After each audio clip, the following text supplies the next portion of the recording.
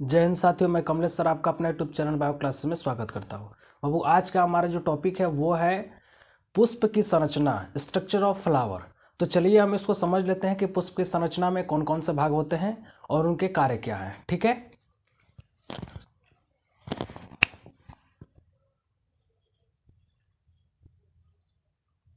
पुष्प की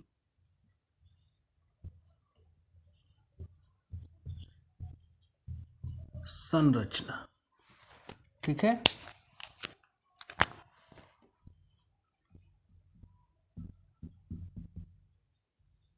structure of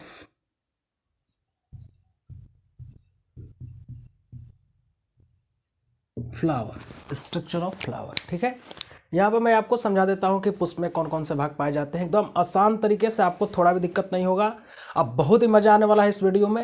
यहाँ पे मैं इसका फिगर बना देता हूँ पुष्प का, और आपको उसके सभी अंगों के बारे में अच्छी तरह से बता देता हूँ। ठीक है, आइए पहले हम एक क्या बनाते हैं, पुष्प की संरचना बनाते हैं, यानी कि पुष्प बनाएंगे। ठीक है, यहां बना देते हैं।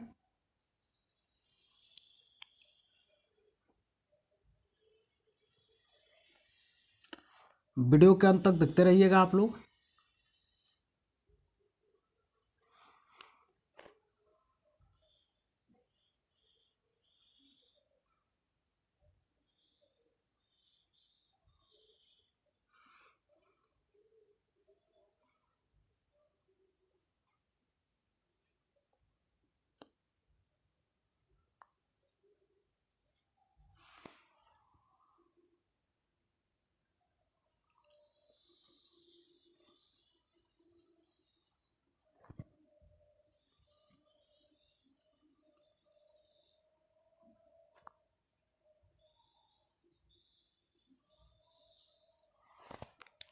ठीक है, अब इसमें क्या करना है हमको, इसका नॉमेनक्लेचर कर देना है। ठीक है, देखिए यहां नॉमेनक्लेचर कर देते हैं। इसको कहते हैं हम बाह्यदल पुंज। बाह्यदल पुंज कहा जाता है इसको। ठीक है, इसको इंग्लिश में कहते हैं हम कैलिक्स। ठीक है, और इसके एक भाग को यानी कि इकाई को हम कहते हैं बाह्यदल। ठीक है, बाह्यदल कहा जाता है। ठीक है ना, इसको इंग्लिश में हम क्या कहते हैं, सेपल। क्या बोलते हैं, सेपल।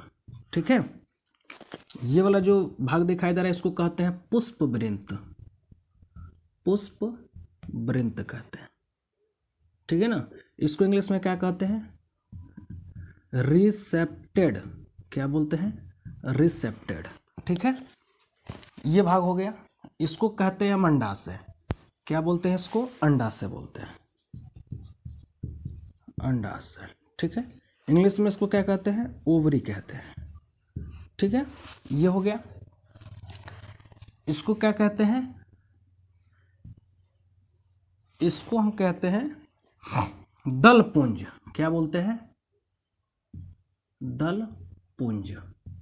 ठीक है, इसको कहते हैं कोरोला। कोरोला के नाम से जाना जाता है। ठीक है, और इसके एक इकाई को हम कहते हैं दल। क्या बोलते हैं, दल। ठीक है, इसको कहते हैं पेटल। पेटल कहा जाता है। ठीक है ना, और ये वाला जो हिस्सा जो जुड़ा हुआ है, देखिए ये बीच वाला हिस्सा क्या कहलाता है, मैं सारा आपको बता दूंगा। ये हिस्सा कहलाता है वर्तिका। क्या कहलाता है, वर्तिका। इसको इंग्लिश में क्या बोलते हैं, स्टाइल। कितने, ये स्टाइल बोलते हैं। ठीक है, ये वाला हिस्सा क्या कहलाता है, वर्तिकाग्र। क्या कहलाता है, वर्तिकाग्र, स्टिग्मा। ठीक है, समझते रहिएगा आप लोग। ये इतना भाग हो गया। फिर अब देखिए ये फिर यहां से पुष्प में अगर द्विलिंगी है तो यहां से क्या निकलता है कि नर भाग निकलता है। ठीक है ना, क्या निकलता है, नर भाग निकला होता है। देखिए ऐसे नर भाग निकला होता है। ठीक है,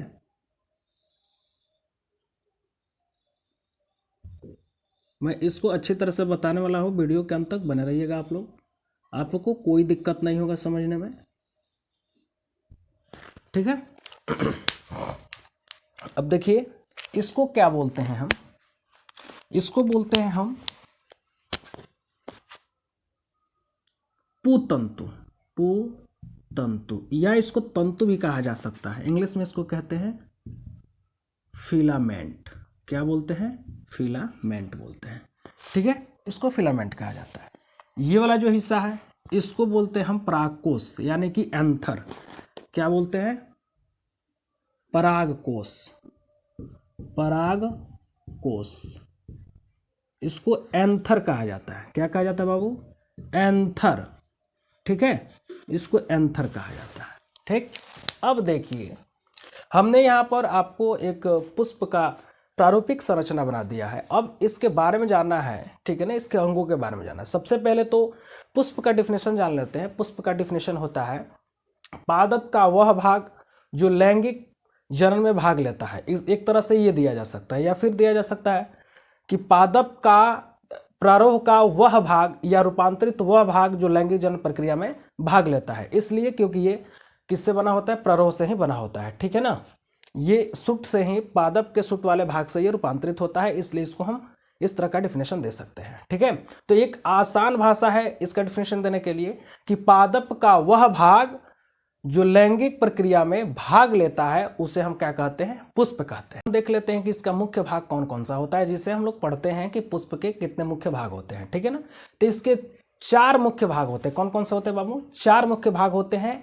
और कौन कौन से होते हैं, ठीक है ना। यहाँ देखिए आपका पहला हो जाता है, यहाँ पे देखिए पहला हो जाता है, सॉरी पहले जाता है बाह्य दलपुंज।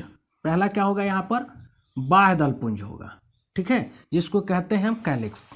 इसके बारे में थोड़ा समझा जाए। देखिए ये क्या करता है, सॉरी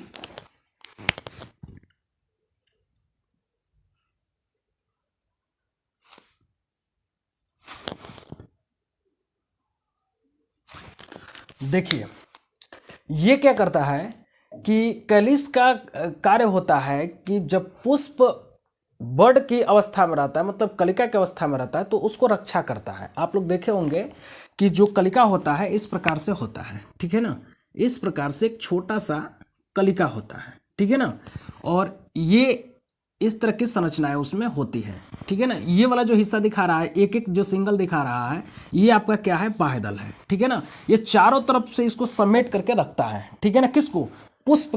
पुष्प के भाग को, ठीक है ना। पुष्प के काय को क्या करता है? चारों तरफ से ढक करके रखता है कि किसी प्रकार का कोई रोग न लग जाए या कीट पतंगे इसको खा न जाए, ठीक है ना। इस कारण इसको क्या करता है कि ढक करके रखता है, यानी कि सुरक्षा करता है। ये एक प्रकार का कवच है। और ये हरे रंग का होता है। कैसा होता है? हरे रंग का होता है। और हरे रंग होने के कारण ये प्रकाश संश्लेषण प्रक्रिया में भाग भी लेता है। ये पुष्प का क्या है? पहला भाग है, या पहला चक्र कह लीजिए, ठीक है ना। दूसरा भाग इसका क्या होता है? पुष्प का दूसरा भाग होता है आपका ये होता है, ठीक है ना। ये दूसरा भाग है आपका दलपुंज, इसको कहते हैं करोला।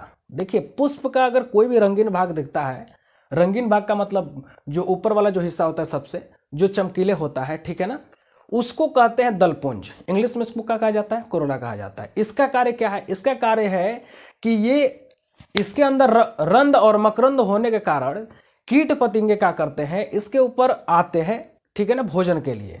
और इसके कारण जब आकर्षित होते हैं, आ जाते हैं, तो ये परागण प्रक्रिया के लिए भी सहायता करते हैं। क्योंकि आएगा और यहां से परागण लेकर के जाएगा, आएगा यानी कि परागण लेकर आएगा और इसके वर्तिकाग्र पर छोड़ जाएगा, ठीक है।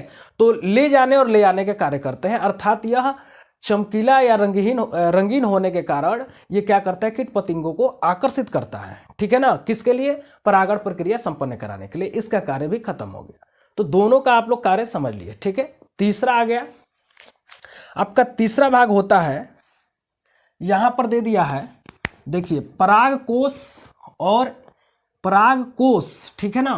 और यहां पर दे दिया है पूतंतु। देखिए इसमें लिख दीजिए, रोमन अंक में लिखिए फर्स्ट और सेकंड, ठीक है ना। ये फर्स्ट और सेकंड, ठीक है ना, दोनों भाग मिल करके क्या बनाते हैं? इसको कहते हैं हम पुमंग, क्या कहते हैं, पुमंग कहते हैं, ठीक है ना, पुमंग कहा जाता है, या फिर कहा जाता है इसको पुंकेसर, क्या कहा जाता है, पुंकेसर, ठीक है ना, पुंकेसर कहा जाता है, इसलिए कि यह पुष्प का नर भाग होता है और नर भाग होने के कारण यह नर युग्मक का निर्माण करता है, इसे नर युग्मकोद्भिद भी कहा जाता है, ठीक है ना। तो ये क्या होता है कि ये दो भागों से मिलकर के बना होता है, कौन कौन सा, परागकोश और पूतंतु, दिखाई दे रहा है ये वाला हिस्सा, ये वाला हिस्सा क्या है, इस हिस्से को हम क्या कहते हैं, पुमंग या पुंकेसर कहा जाता है। यह पुष्प का नर भाग होता है, यह दो भागों से मिलकर के बना होता है, कौन कौन से, पूतंतु और परागकोश, देखिए यहां पर देखा दिया गया पूतंतु और परागकोश, इसको कहते हैं पुमंग या पुंकेसर। इसको इंग्लिश में क्या कहा जाता है, एंड्रोशियम कहा जाता है, क्या कहा जाता है, एंड्रोशियम कहा जाता है, ठीक है, आपको कोई दिक्कत नहीं होगा समझने में, ठीक है ना। अब इसका कार्य क्या है, इसका कार्य है कि परागकोश के अंदर पराग कण का निर्माण होता है और पराग कण को ही हम क्या कहते हैं, नर युग्मकोद्भिद कहते हैं, ठीक है ना। तो नर युग्मकोद्भिद कहते हैं, ठीक है ना। और नर जो युग्मकोद्भिद होता है वो नर केंद्रक का निर्माण करता है, ताकि नर युग्मक का निर्माण कर देता है, ताकि वो क्या करे कि लैंगिक प्रक्रिया में भाग ले सके, निषेचन की प्रक्रिया में भाग ले सके। आपको पता है कि निषेचन प्रक्रिया में नर और मादा युग्मक भाग लेते हैं, तो यहां पर क्या बनेगा, आपका परागकोश में नर युग्मक बनेगा, कोई दिक्कत। तीसरा इसका भाग आ जाता है, इसका तीसरा भाग आता है, ठीक है ना, देखिए इसमें आ जाएगा पहला अंडाशय, ठीक है ना, पहला अंडाशय मान लीजिए इसको, दूसरा आ जाएगा आपका क्या दूसरा आ जाएगा वर्तिका, ठीक है ना, और तीसरा आ जाएगा वर्तिकाग्र, तीसरा आ जाएगा वर्तिकाग्र, यानी कि पहला, दूसरा और तीसरा, पहला देखिए यहां पर पहला, दूसरा और तीसरा, ये तीन भाग मिलकर के क्या बनाते हैं, ये बनाते हैं जयांग, क्या बनाते हैं बाबू, जयांग, या फिर कहते हैं इसको स्त्री केसर, क्या बोला जाता है बाबू, स्त्री केसर बोला जाता है, ठीक है ना। अब आप इसको इंग्लिश में कह सकते हैं गायनोशियम, क्या बोलते हैं, सॉरी गायनोशियम बोल सकते हैं, ठीक है ना, इसको क्या बोलते हैं, गायनोशियम बोलते हैं, ठीक है ना।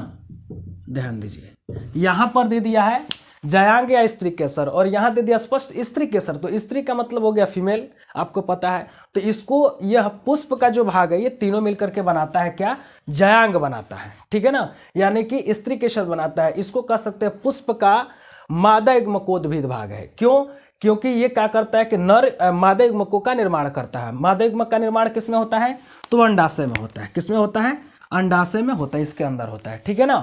तो ये भी अंडा का निर्माण करता है और अंडा क्या है, मादा युग्मक है, मादा युग्मक है। तो अब ये क्या करेगा कि पराग कण से अंडा क्या करेगा, मिलेगा, मिल करके क्या करेगा, निषेचन क्रियाओं को संपन्न कराएगा, ठीक है ना। तो आई होप कि आपको ये पुष्प की संरचना समझ में आ गया होगा, ठीक है ना। तो चलिए आज के लिए इतना ही, धन्यवाद।